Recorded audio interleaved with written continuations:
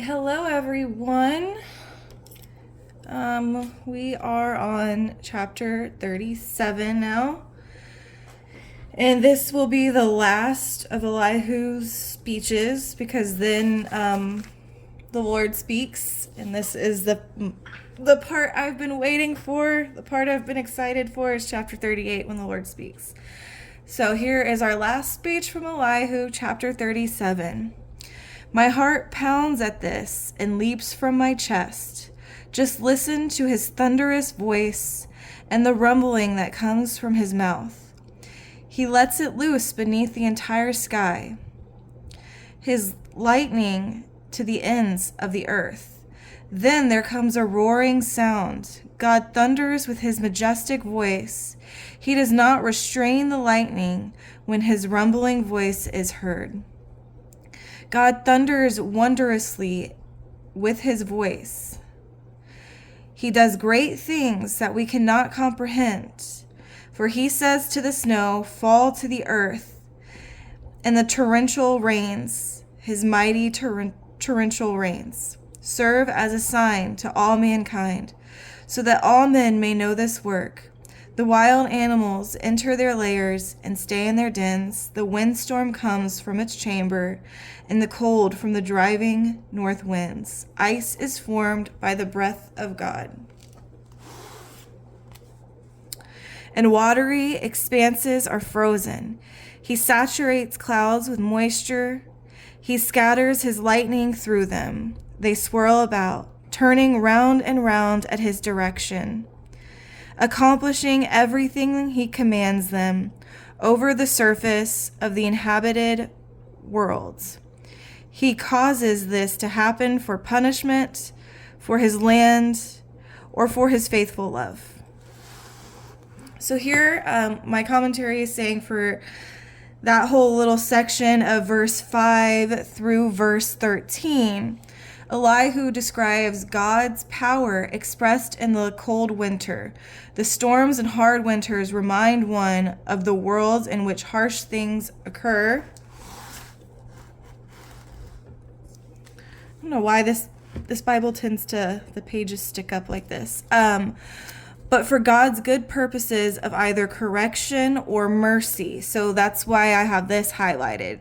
He causes this to happen for punishment, for his land, or for his faithful love. So for either correction or mercy. And we'll move on. Listen to this, Job. Stop and consider God's wonders. Do you know how God directs his clouds, or makes their lightning flash? Do you understand how the clouds float, these wonderful works of him who has perfect knowledge? You whose clothes get hot when the south wind brings calm to the land. Can you help God spread out the skies as hard as a cast metal mirror? So, and again, this is again for my commentary. Sometimes I'll look up other things on Google, but today I just felt like looking to my commentary. It says this section 14 through 18, picture the scene in the sky when the storms have passed, the sunlight breaks through, the warm winds blow, and the sky clears. Okay. And we're moving on to verse 19. Teach us what we should say to him. We cannot prepare a case because of our darkness. Should he be told that I want to speak? Can a man speak when he is confused? So here it was saying Elihu reminded Job, man cannot explain wonders of God, and he ought to be silent and not contend. What a man says against God's plans is not worthy. So again, he's saying, who can speak against God's plans? It's in this whole set of speeches, Elihu's kind of said, like, how can you speak for God? How can you put words in his mouth? But Elihu's not only putting words in God's mouth with his speeches, he's putting words in Job's mouth too. So it's just kind of ironic. Okay, we're moving on. Now, no one can even look at the sun after a wind has swept through and cleared the sky. Out of the north he comes shrouded in a golden glow. Awesome majesty surrounds him. The Almighty, we cannot reach him. He is exalted in power. He will not violate justice and abundant righteousness. So, verses 21 through 23, my commentary basically says, Elihu illustrated the folly of telling God what to do by describing staring into the golden sun on a brilliant day. One cannot confront God in his great glory. One is not even able to look at the sun he created.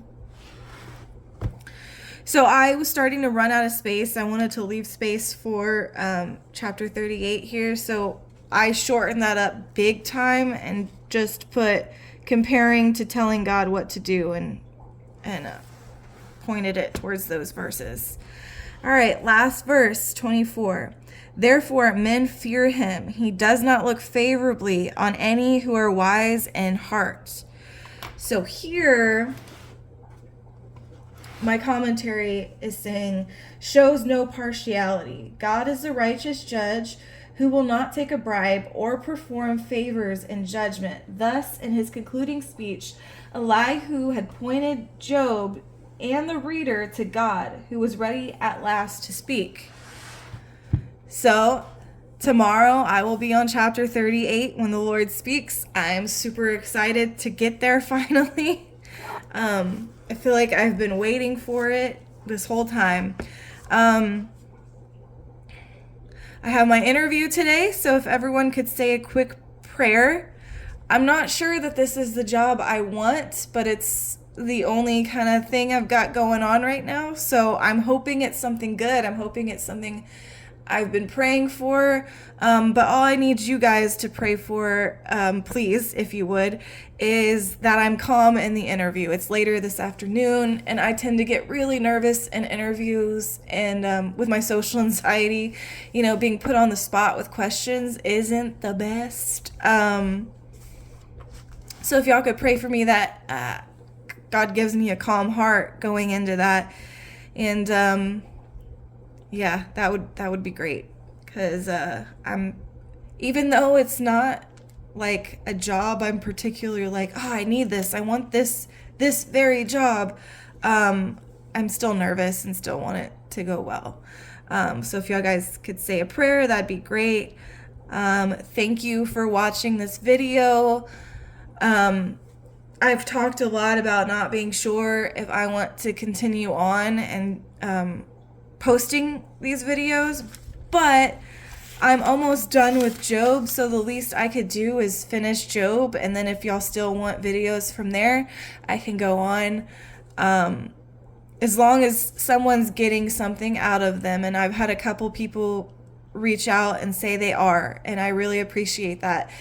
To those who comment encouraging words, I really do appreciate that. It helps. All right, you guys have a great rest of your week. I hope y'all have a wonderful day, and God bless.